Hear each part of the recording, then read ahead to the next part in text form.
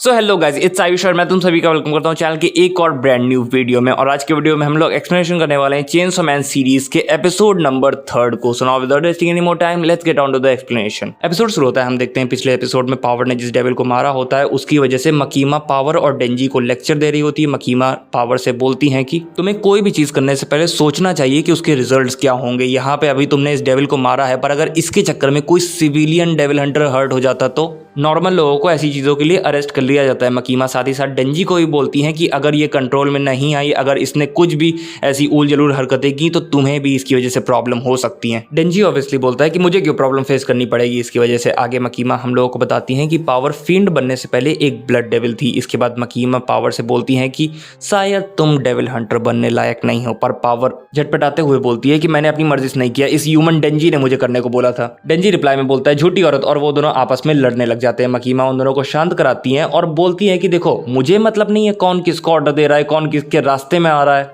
मुझे बस रिजल्ट्स चाहिए और अच्छे वाले। मैं बस चाहती हूँ कि तुम दोनों आपस में सही से काम करो। तो बताओ, क्या तुम लोग मुझे ये दे पाओगे? वो दोनों हाँ बोलते हैं एंड सीन शिफ्ट हो जाता है। अगले सीन में हम उन दोनों को कुछ वेंडिंग मशीन्स के पास में देखते हैं, जहाँ पे पहले तो डेंजी अपने मन में सोचता है कि पावर भले ही एक लड़की है, पर तब भी उसके साथ डील करना बहुत ही मुश्किल है। आगे डेंजी पावर को बताता है कि वो कितना खुश है कि वो ऐसे एक नॉर्मल लाइफ जी पा रहा है। डेंजी पावर को बताता है कि वो कितना खुश है कि वो एक वेंडिंग मशीन में से ड्रिंक निकाल के पी पा रहा है, एक नॉर्मल लाइफ जी पा रहा है। पर अगर हम ऐसे ही गलतियां करते रहें तो प्यासा रहना डेंजी की सारी प्रॉब्लम्स में से सबसे नीचे की प्रॉब्लम होगी। और यहाँ पे हमें एज ऑडियंस मालूम चल रहा होता है कि डेंजी कितना ज़्यादा ग्रेटफुल है कि अब वो एक नॉर्मल लाइफ जी पा रहा है, और कितना ज़्यादा डरा हुआ है कि अगर उससे ये नॉर्मल लाइफ उसकी छिन गई तो उसके साथ क्या होगा। डेंजी पावर से बोलता है कि मुझे मालूम है ये सब बातें तुम्हारे साथ वर्क करना ईजी नहीं बनाएंगी। इसके बाद पावर डेंजी को बताती है कि उसे सिर्फ कैट्स की कंपनी पसंद है, क्योंकि कैट्स ह्यूमंस की तरह नहीं होती है, वो ह्यूमंस से हेट करती है। और ये हेटरेट कुछ पर्सनल वाली नहीं है, मतलब ये काइंड ऑफ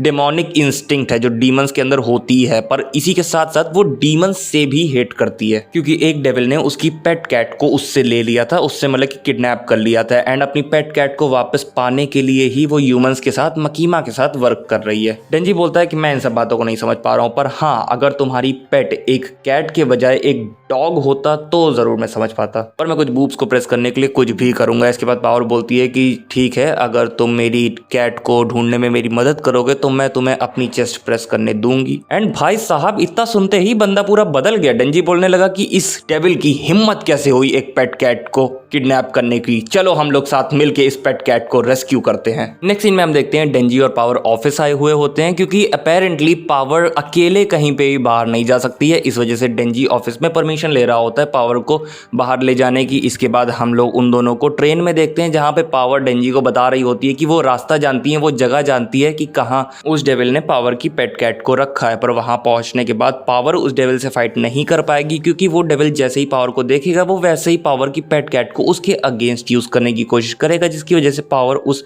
डेविल से फाइट नहीं कर पाएगी। आगे डेंजी पावर को पूछी तक बारे में बताता है कि वो उसका कितना अच्छा दोस्त था और वो अभी भी उसके दिल में जिंदा है। बट पावर डेंजी की ये सारी बातों को नॉनसेंस बोल देती है। डेंजी को उसकी ये बातें पसंद नहीं आती, पर तब भी वो उसके साथ थोड़ा सा कॉर्पोरेट कर लेता है, बिकॉज डेंजी को उसका प्राइस चाहिए।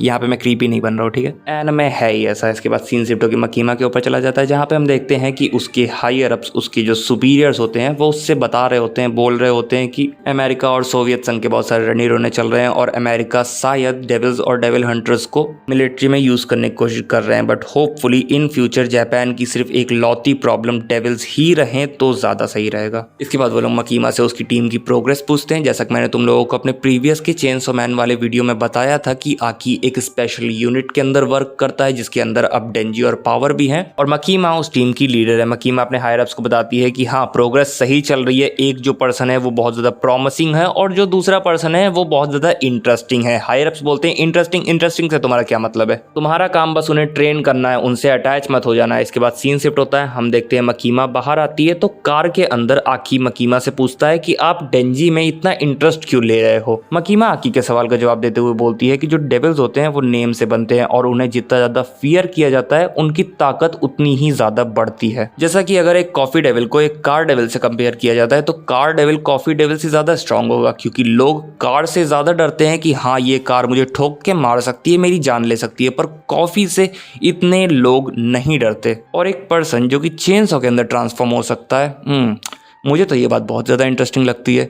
आकी मकीमा की बात को समझ रहा होता है कि क्यों मकीमा डेंजी के अंदर इतना इंटरेस्ट ले रही हैं, पर तब भी वो मकीमा से बोलता है कि मुझे नहीं लगता डेंजी एक सही फिट रहेगा इस जॉब के लिए, क्योंकि अभी भी उसका दिमाग एक बच्चे की तरह है। वो एक नॉर्मल लाइफ जीना चाहता है, वो डेविल्स तक को अपना फ्रेंड बनाना चाहता है। तो मुझे नहीं लगता कि डेंजी इस जॉब के लिए सही रहेगा, वो अभी भी सिर्फ एक बच्चा ही है। सीन फिर से शिफ्ट होकर डेंजी और पावर की तरफ चला जाता है, जहाँ पे हम देखते हैं कि वो लोग फाइनली उस घर के पास आ चुके हैं जहां पे उस डेविल ने पावर की पेट कैट को किडनैप करके रखा हुआ है। डेंजी पावर से बोलता है कि अगर वो डेविल तुम्हारी कैट को तुम्हारे अगेंस्ट यूज करेगा तो क्या तुम्हें यहाँ पे होना चाहिए। डेंजी को जैसे ही ये बात रियलाइज होती है कि पावर डेंजी को धोखा दे रही है, वैसे ही डेंजी पावर के ऊपर अटैक करने की कोशिश करता है, बट वो लेट हो जाता है एंड पावर उसे उसके ऊपर अटैक करके उसे अनकॉन्शियस कर देती है एंड बोलती है कि वाह, एक ह्यूमन के लिए तुम्हारे रिफ्लेक्सेस, तुम्हारा रिएक्शन टाइम अच्छा है। इसके बाद हमें डेविल को दिखाया जाता है जो कि एक बैट डेविल होता है, वो बहुत ज्यादा इंजर्ड होता है एंड इसीलिए उसने पावर की पेट कैट को किडनैप किया होता है ताकि वो पावर के साथ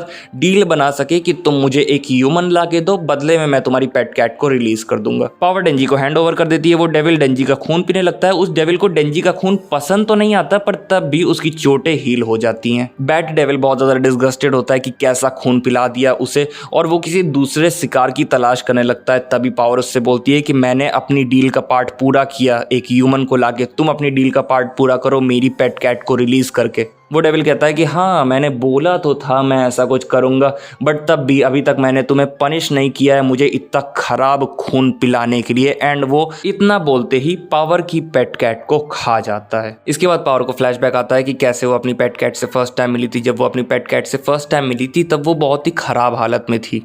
पावर ने उसे खाना पीना खिलाया था, उसकी देखभाल करी थी एंड हम लोगों को यहाँ पे ये भी मालूम चलता है कि पावर ये सब सिर्फ इसीलिए कर रही थी ताकि वो आगे जाकर उसे खा सके। पर कैट के साथ रहते रहते पावर को उससे अटैचमेंट हो गई एंड वो पावर की पेट कैट बन गई। पर तभी ये बैड डेविल आके पावर की पेट कैट को किडनैप कर लेता है और उससे बोलता है जाके ह्यूमंस लेके आओ। इसके बाद सीन शिफ्ट होकर फिर से प्रेजेंट में आ जाता है, जहाँ पे पावर डेंजी को बोलती है कि अब मुझे समझ में आया अपने पेट को खोने का दुख क्या होता है। एंड पावर के इतना बोलते ही वो बैड डेविल पावर को भी खा जाता है और पावर कुछ नहीं करती, क्योंकि ऑब्वियसली पावर शॉक में होती है कि उसकी आंखों के सामने उसकी पेट कैट मर गई। इसके बाद वो बैड डेविल वहां से उड़ के अपने नए शिकार की तलाश करने लगता है, पर जब वो अपने पैर की तरफ देखता है तब वो पाता है कि उसके पैर पे डेंजी लटका हुआ होता है और उससे बोल रहा होता है कि मुझे मेरे बूब्स वापस करो। यहाँ पे डेंजी को याद आता है कि जब पोचीता खोया था तब डेंजी को कैसा लगा था, उसने दिन रात पोचीता को ढूंढा था एंड जब फाइनली पोचीता डेंजी को मिल गया था तब डेंजी को कितना ज्यादा सुकून मिला था। और पावर तो इतने समय तक अपनी पेट कैट के बिना रही है, तो मतलब डेंजी यहाँ पे पावर के पेन को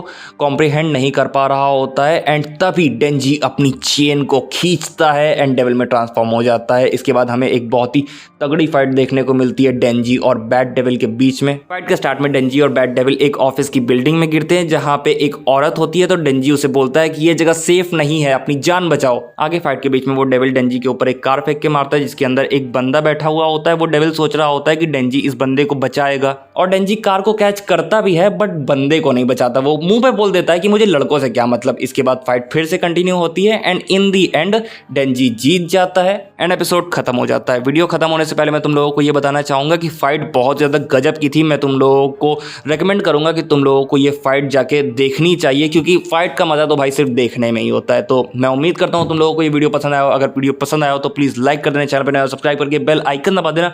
मैं मिलूंगा तुम लोगों से नेक्स्ट वीडियो में, तब तक के लिए बाय बाय, टाटा।